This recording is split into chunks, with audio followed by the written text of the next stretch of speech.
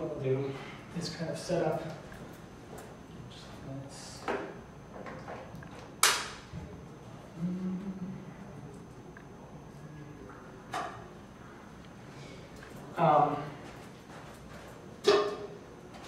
The usual, there's a bunch of little rules when it comes to kind of lighting. What I'm setting up right now is a 3-point lighting setup, which basically is a key light, a fill light, and then a backlight is kind of how you set it up. Usually, my standard rule of thumb is camera, producer, key light. So this is like your main intensity light. Your camera's here and your producer's here. So the person, this actually might edge a little bit further over here.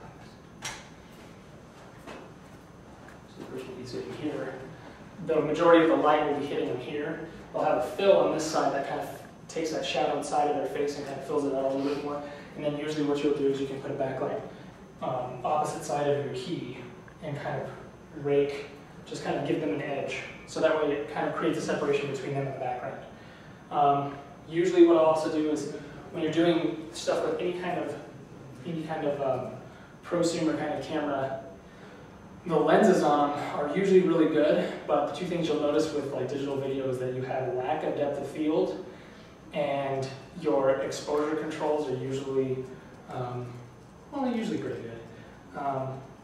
But your lack of depth of field is the first thing that you really start to notice. Basically what that means is when you have a depth of field, your focus point usually exists, depending on what your f-stop is, in a certain range for the camera. But since these cameras get so much light into them and the sensors take so much light, your depth of field will be huge. So if I was shooting a subject here and had all this stuff in the background, and it's like pretty open, I'm open all the way, I'm like zoomed out all the way wide, and I've got a lot of light in the room, everything will be in focus.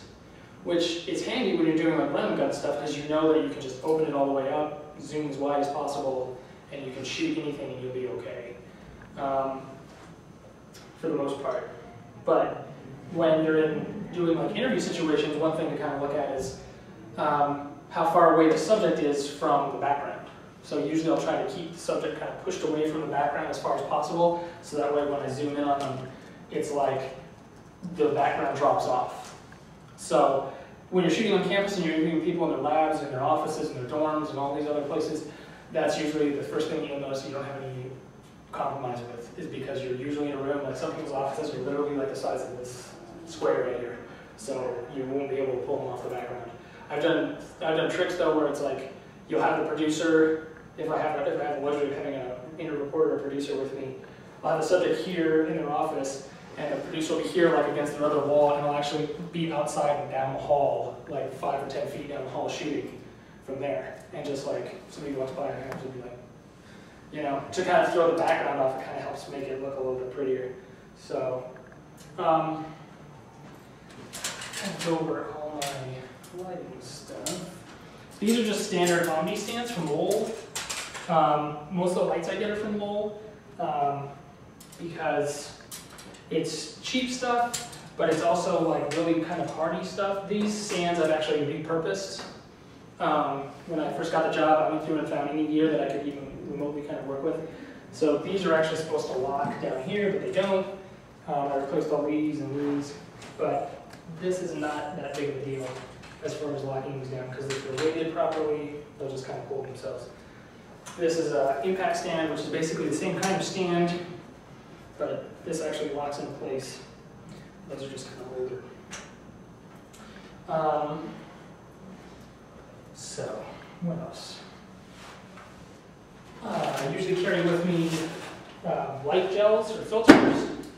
I'll carry a tap or like a cube, basically, which is basically just like a strip so you can plug one thing in. I'll carry a stinger, which is also an extension cord, which that one's really bad. I need to get a new one. I've got alligator clamps, which are pretty handy. And I also carry, where is it, A-clamps, which are these suckers right here. Carrying various different sizes and shapes and those kinds of things. They're good for just kind of, everything's kind of just like rigging something to something else. So like I might put the, I'll probably use those two clamps to hook up my flex fill to bounce light to fill the other side of the person's face. Do you want someone to sit in the chair so we can see like the lighting? Oh yeah, just one sec. Okay. Let me get through. I'll just kind of rush through some of this stuff. This is basically a total light. This is from Lowell. I think it's like $150 or something like that. Getting good lights is usually like the difference between like, having good lighting is usually one of the first things that you'll notice between like, you know, what most people shoot and what something that's semi-more professional might look like is the way you're lit, but also your audio. Like the first things that pull people out of a video when watching it is that if it's lit badly and it sounds badly. If either of those two things are kind of happening, then people just stop watching because they don't really care. This light is basically, will throw light just about everywhere. It's like an open-facing incandescent light, so it just throws it everywhere. And I can't remember the specific name of the face on that. That's okay. And then I'll usually carry two of these. These are pro lights, which are, I mean, they're also called peppers. And this is basically kind of like a Fresnel light. Instead of it being set up like one of these open-face total lights, what it basically is it's like a giant flashlight. So you can actually focus the beam. There's a beam on it. You can actually focus it. You can like, you know, adjust it with the barn doors here, so it can be kind of flagged off. So you're not. It's a more of a precision like kind of beam with a light. This I'll usually use for a backlight, because with backlight you don't want to throw light everywhere. You want to get it like right along the edge. There's a couple of different ways you can set a lot of these things up. You can use two pro lights. You could use, you know, usually I use the total light as my key light, and then I'll use these as kind of my accessories. I mean, in all of this, it's like it's totally dependent on what gear you have access to. But I mean, the most important fundamentals is that the strongest light source should be. I mean, this is kind of like basic, but the strongest light source should always be in front of the person. Is basically it, and should usually be like behind the camera person, which is usually like a pain in the ass if you're shooting outside, because the first thing I'll do is I'll be like interviewing, you know, someone, and when we set it up, they're like, okay, where do you want to go? I'll go, well, I'm going to stand here, and the sun is setting behind me, and they're like, always like this. But it's just that's the only way you can shoot it. If you do it the opposite way, then they're going to be complete. The lighting is going to be junk. It's basically called backlighting when you have somebody lit from behind, and what you'll notice is that the person will be way underexposed in the background, will be way lit up. And in order to compensate for that, to get the face exposed properly, you have to just boost everything up on your exposure on your camera, and then your background just blows out. And it just, you can't even see it. It just looks like something out of Superman. So that's like the main thing to kind of look for when you're starting to set up all your lights, or when you're starting to do your lighting. Is it's not really, the gear isn't really important, it's just more about knowing about the fundamentals of kind of how to set all this stuff up. So, I'll usually set it up as kind of like this.